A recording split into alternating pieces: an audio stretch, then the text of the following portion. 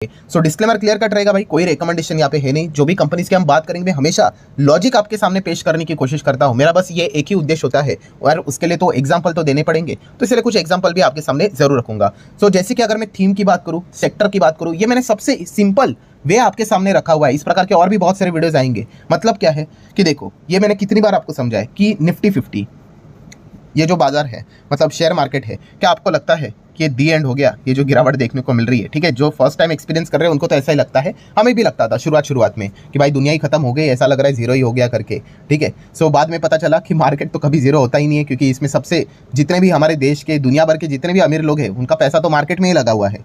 अगर market zero हो गया तो वो खुद जीरो हो जाएंगे, तो मार्केट तो कभी जीरो होने वाला है नहीं। तो ये प्रैक्टिकली चीज़ें बाद में पता चल गई। सो जैसे कि मैंने आप लोगों को बोला कि मार्केट तो कभी जीरो होने वाला है नहीं, ठीक है। मार्केट आपको भी लगता है ऐसा कि भविष्य में, भाई मैं कल परसों नरसों की बात यहाँ पे नहीं कर रहा हूँ, एकदम लॉन्ग टर्म की बात कर रहा हूँ कि बाजार कभी जाएगा कि नहीं 30 पे? तो जो एक डिसेंट इन्वेस्टर है उसको पता है, हाँ सर डेफिनेटली जाएगा, क्यों नहीं जाएगा, 30 40 भी जाएगा, 50 भी जाएगा, हाँ प्लस माइनस करते जाएगा। गिरावट में कमजोर इन्वेस्टर को बाहर निकालते जाएगा, जैसे कि अभी सफाई चल रही है, आपको पता ही है मार्केट में, ठीक है।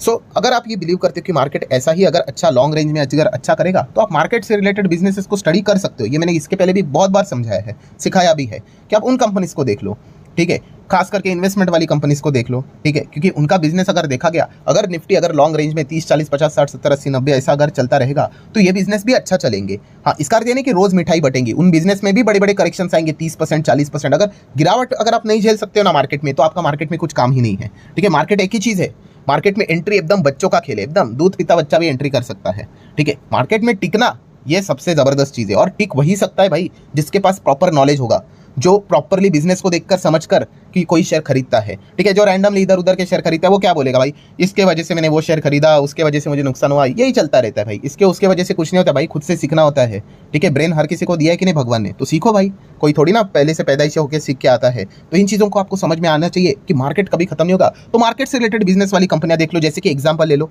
CDSL, रिकमेंडेशन नहीं है, मैं आपको एक जस्ट एग्जांपल दे रहा हूं, ठीक है। इतना वैसे भी ये टॉप से कोई गिरा भी नहीं है, बट यस ये आप देख सकते हो कि CDSL हर किसी को नजर आता है कि भाई इतना हजार % के रिटर्न्स यहाँ पे दिया है। हाँ, बट उसके पहले देख लो 60 70% यहाँ पे गिरा था, 50% तो गिरा था, यहाँ पे 50% गिरा था। तो ये तो होने वाला है। और तभी भी जो बिना बिजनेस वाले लोग, जो इन्वेस्टर रहते हैं, खास करके तेजी देखकर खरीदते, अगेन वो स्टार्ट हो जाते हैं, अरे भाई हम तो फंस गए, आप तो ये बोलते थे कंपनी वैसा है। भाई मैं आपको सिखाने की कोशिश करता हूँ, आप सीख गए तो ठीक है। आप रैंडमली कोई भी स्टॉक उठाकर आओगे तो आप वैसे भी निकल नहीं वाले हो मार्केट में, ठीक है। सो आप देख सकते हो क्या खत्म हो गया, नहीं आज यहाँ पे बैठा हुआ है, वापस आके टॉप पे खरीद कर बैठ जाते हैं रैंडमली। तो ऐसा नहीं करना है। अगर आपको लगता है कि हाँ ये बिजनेस अच्छे है, अगर मार्केट अगर एकदम लॉन्ग टर्म में अगर बना रहेगा, एकदम लॉन्ग टर्म में निफ्टी अगर मान के चलो एकदम आगे की 10-15 साल के हिसाब से कि 1 लाख तक अगर पहुंच जाएगा, तो आप अंदाजा लगाए कितने सारे इन्वेस्टर हो गए शेयर मार्केट में। तो ऑब्वियसली CDSL जैसी कंपनी को फायदा होगा कि नहीं। अरे बाप रे, 10 साल के बाद का सोचना पड़ता है। ये जो चीज़ है ना दोस्तों, इधर स्कैमर एंट्री कर लेते, अरे भाई 10 साल के बाद क्या करेगा तू तो बुढ़ा हो जाएगा, मैं तेरे को 10 दिन में ही पैसा बताता हूँ कैसे बनाने का, और वो तुम्हें लूट लेगा,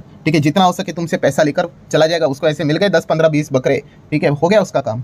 तो ये तो चीज़ें यहाँ पे चलती रहती है। शॉर्ट टर्म का व्यू लेकर चलते कि फट पैसा बने, ठीक है। इतने सारे बेटिंग ऐप्स क्यों चलते क्रिकेट के ऊपर भी, आपने देखा होगा। शॉर्ट टर्म दिखाएंगे, अरे फटाफट इसी टूर्नामेंट में आप करोड़पति बन सकते हो करके, एक कोई तो बकरा पकड़ेंगे, उसको जिता देंगे, और बाकी हजार लाखों लोगों को यहाँ पे चूना लगा देंगे। यही चीज़ें चलती रहती है, ठीक है। तो याद रखना दोस्तों, हमेशा पैसा बनता है, बट पैसा बनने के लिए टाइम लगता है, ठीक है। जब तक आपको ये बोरिंग चीज़ें नहीं समझ में आएगी, कोई फायदा नहीं भाई, आप खोते ही रहोगे पैसा। सो CDSL जैसी कंपनी को आप स्टडी कर सकते हो, एकदम स्ट्रॉन्ग बैलेंस शीट रहती है, रिजर्व्स तो हम लोगों ने कितनी बार यहाँ पे देखे हैं, ठीक है। अगेन कह रहा हूँ दोस्तों, मार्केट में प्लस माइनस होता रहता है। अभी मार्केट जिस प्रकार से गिर रहा है ना, अभी भविष्य में जो भी इनका डेटा निकल कर आएगा CDSL का कि कितने डीमैट अकाउंट ओपन हुए हैं, वो ड्रॉप ही होने वाला है, ठीक है। कितने लोग अभी आप कमेंट में भी देखो ना कि भाई हम तो डीमैट अकाउंट ही बंद करेंगे, समझ में आता है कि उन्होंने प्रॉपरली स्टडी यहाँ पे नहीं किया है, मार्केट को उन्होंने समझा नहीं है, रैंडमली तेजी में आए हुए इन्वेस्टर है, ठीक है। तो ऐसे लोग चले जाते हैं, डीमैट अकाउंट बंद हो जाते हैं, नए डीमैट अकाउंट खुलते नहीं। वो कब खोलेंगे, सब कुछ बोलेंगे, सब कुछ सॉर्ट होने के बाद, ठीक है। जब निफ्टी 30,000 का होगा तब वो आएंगे, ठीक है। ये दिक्कत हम लोग को देखने को यहाँ पे